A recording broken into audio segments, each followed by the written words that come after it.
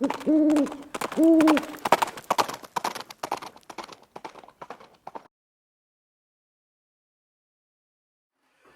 guys, it's Viejo here, and it's the beginning of the second week of April in 2024. And we've got a nice day here on the central coast of California. A little cool to get started, but is what it is. We got a warming trend looking at us. Hey, throw a little light on the subject here. This is chapter 3 of part 3 of the 45 ACP 230 grain round nose shootout that I'm doing. And I'm going to leave a link in the description box to the playlist that we've got going for this right now. And you can kind of go back to the first and second parts to see what it is that's going on. But just as a quick recap, what I'm doing is taking a look at Lee's data section for 230 grain round nose bullets. And when we go look at that data, there's a whole list of powders, of course, that we can use. And in the case of the 230 grain round nose lead bullet, there's 3 different overall lengths. And Lee does not tell you what bullets those are. And we know that you can sometimes identify what those bullets are. You can take a data set for a particular powder and then go look at your powder or bullet manufacturer's manual and say, oh yeah, this lines up directly. That must be that particular bullet or that particular powder or whatever. But what if you don't have those resources? You know, I've got a lot of cast bullets here and none of those are listed anywhere as far as, data sets. There are 1 or 2 here or there that you might find in the Lyman's cast bullet handbook and might be able to match up that way. So what do you do if you can't identify the bullet?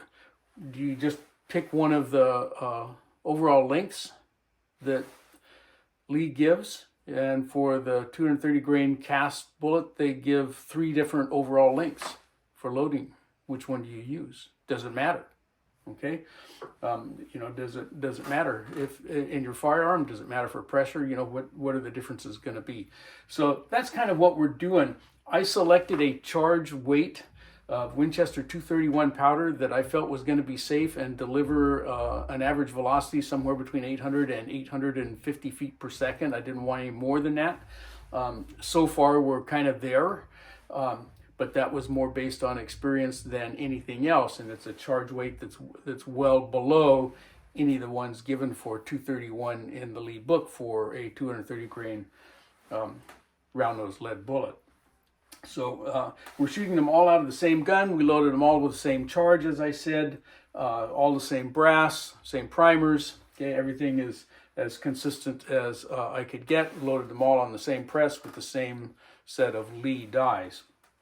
So this bullet today, and here it is right up here, is the Lee 452-228-1R. It's a bullet that I've not had a whole lot of success with in the past. Let's take a look at it. All right, if you look carefully right adjacent to the pointer, you can see that's where the ogive, the nose of the bullet, breaks away from the shank. And this bullet's kind of notorious for needing to be loaded with the case mouth all the way up to that point. Otherwise, the ogive wants to engage the rifling too soon. It won't chamber properly. So we end up with a kind of a short overall length here. So we got to watch pressures and not load these guys too heavily. All right, there we go, guys. We got our batch of the Lee 452-228-1R loaded up and ready to go to the range. All right, so loading this particular one, that particular ogive shape, it tends to want to crunch into the rifling if you don't have that thing seated deeply enough. So we end up with a pretty short overall length for this one. I think it's going to end up being the shortest of all of them. The bullet itself is actually shorter than the others, and that sort of helps compensate. But that might not be something that you would know in advance. But anyway, the numbers came out okay. We went out and shot it. Didn't shoot particularly well. Let's go take a look at the shooting.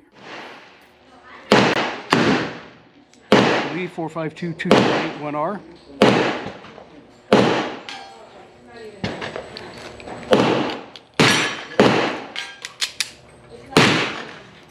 You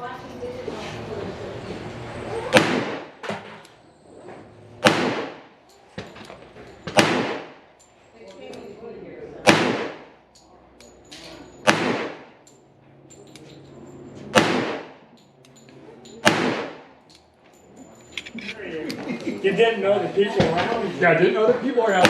We're fucking doing shoot, move, communicate. No. Was it? One guy said, "Hey, should I put my safety on when I'm on target?" I said, "Better." There's 14 rounds with the lead bullet. Not a particularly good performer with these down here. We got a few on target there. Let's go ahead and take a look at the data page that I've got going here so you can compare this one to the ones that we've already shot and take a look at the numbers that we've collected so far. All right, here we go with the lead bullet then and what we've got so far. Okay, they're coated in Eastwood Aqua Blue, kind of a nice bright color. As cast, they came out at 230 grains. Our overall bullet length, 0.628, and you can see it's a little bit different from these other first two that we did. It's a little bit shorter. And our overall length is quite a bit shorter. Our average velocity came out at 848, so we're right kind of in the range. Remember, we wanted to try to keep these between 8 and 850. And the standard deviation of the load we used was decent. Okay, at 6.9. Okay, kind of hanging in there right with the other players so far.